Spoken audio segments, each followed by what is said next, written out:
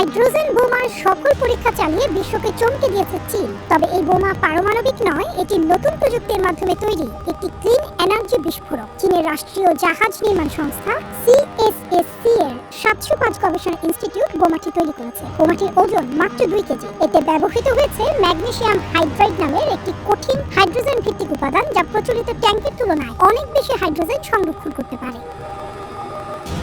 পরীক্ষায় দেখা যায় বিস্ফোরণের সময় উপাদানটি দ্রুত গরম হয়ে হাইড্রোজেন গ্যাস ছাড়ে, যা জলে 1000 ডিগ্রি সেলসিয়াসের বেশি তাপমাত্রার আগুনে তৈরি করে এবং তা প্রায় 2 সেকেন্ড ধরে স্থায়ী হয়, যা টিএনটি বিস্ফোরণের তুলনায় 15 গুণ বেশি সময় ধরে চলে।